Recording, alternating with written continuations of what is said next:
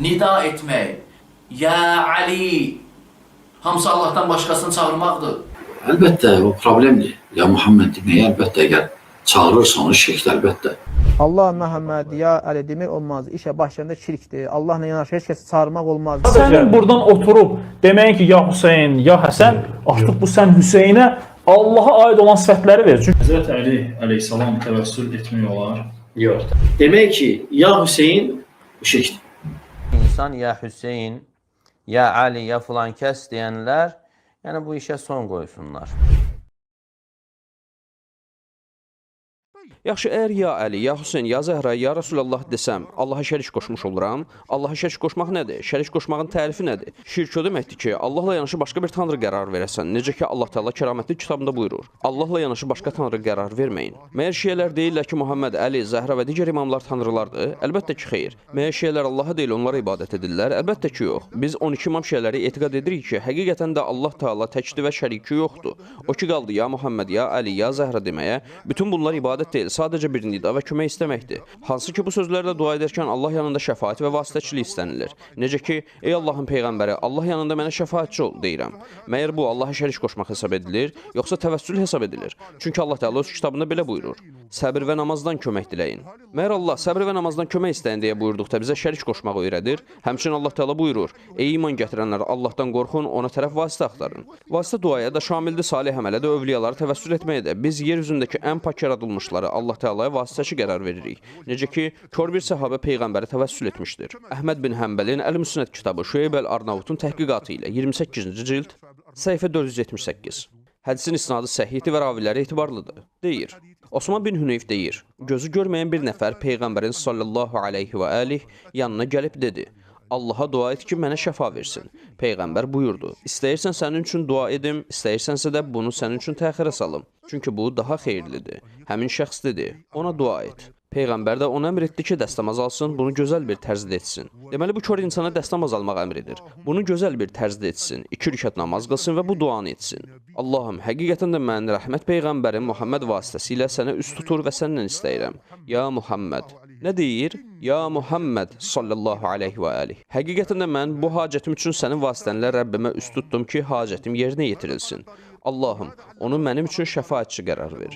Kör nə dedi? Peyğəmbər bu körə nə öyrətdi? Ona ya Muhammed deyə söylə dediyi zaman ona şirk mi öyrətdi? Gəlin davam edək. Digər bir hədisdə deyilir. İlahi, həqiqətən də mən rəhmət Peyğəmbərin Muhammed vasitəsilə sənə üst tutur və səndən istəyirəm. Ya Muhammed. Buyur indi də ki, Peyğəmbər bu kör şəxsə şirk öyrədir. Hansı ki ona ya Muhammed deyir. Ya Muhammed, həqiqətən də mən bu hacətim üçün sənin vasitənlə Rəbbimə üst tutdum ki, hacətim yerinə yetirilsin.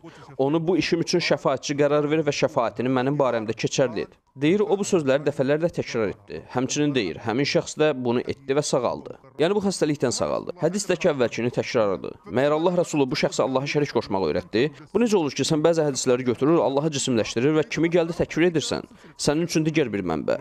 Silsilətu İhya Ulumuddin. Ya Muhammed. Əl-Qavlul Fəslul Musaddad fi sihhəti hədis. Ya Muhammed. Sallallahu aleyhi və aleyh.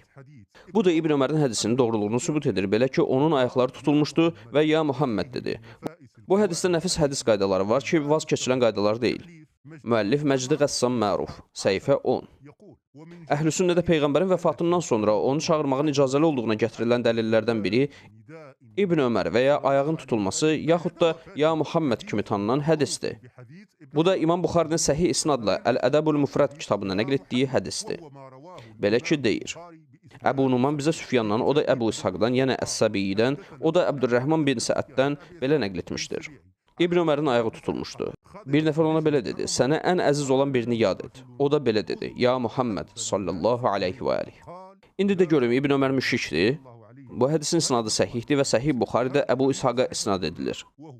Deməli, ya Muhammed sözü Allaha şərik qoşmaq deyil. Əgər ya Muhammed, ya Əli desəm, onların tanrı olduğunu etiqad etmiş olmuram. Bundan Allaha sığınıram. İndi də Şeyx Qurani'nin, Allah ona rəhmət etsin, videosuna baxaq. Ona da bu sualı vermişlər. Şiələrə nə üçün onlar ya Muhammed, ya Əli deyirlər iradı? Ya Əli, ya Muhammed, mənə kəfil olun, çünki siz ikiniz mənə yetərlisiniz. Bunda heç bir şirk yoxdur. Yəni 2 nəfəri çağırdıqda və ya filan, kömək elə, maşınımı düzəlt, pisliyi məndən dəf et dedikdə bu icazəlidir. Vəhabilər isə deyirlər ki, diri üçün icazəlidir, ölü üçün isə ibadətdir. Deyimdə heç bir fərq yoxdur. İstər diri olsun, istərsə də ölü. Bir nəfərin yanında idim və mənə dedi ki, siz nə üçün ya Muhammed bizə şəfaətçi ol deyirsiniz? Dedim ki, şəfaət onun əlindədir. Biz də ondan istəyirik. Deyir, axı o ölüdür və ölünü çağıran kimi ona ibadət etmiş olursan. Dedim, bəs diri? Dedi, icazəlidir. Dedim, əgər desən ki, Mr. Fox, gəl mənim maşınımı düzəlt, ona ibadət edirsən. Dedi, xeyr, bu şəxs diridir. Diri üçün icazəlidir, ölü üçün isə icazəli deyil. Bu fərq onlar tərəfindəndir. Bu heç də fərq etmir. Bəzən birini ilahlaşdırır və ona deyirsən ki, sənin Allahla şərikliyin var. Bundan Allaha sığınırıq. Əlbəttə ki, bu küfürdür. Bəzən isə xeyr, həmin şəxs Allahın övliyalarından biridir, kəramətləndirilmişdir və onun əta etmək qüdrəti var və sən də ondan Allah yanında olanlardan istəyirsən. Buna heç bir maniyə yoxdur. Bizim əqidəmiz budur. Yer üzündə elə bir şey yoxdur ki, təvəssül etməyin və ya Muhammed deməyin Allaha şərik qoşmaq olduğuna etiqad etsin. Çünki yer üzündə elə bir şey yoxdur ki, Allah Rəsulunun və ya Zəhranın Allahdan başqa ibadət edildiyi tanrılar olduğuna etiqad etsin. Beləliklə, əgər şeylərin adından və ya öz adından yalan danışmaq istəyirsənsə, sən azadsan. Elhamdülillah. Düz deyirlər. Mən alim deyiləm. Başa düşdün axı? Allahu Akbar, Allahu Akbar qardaşım.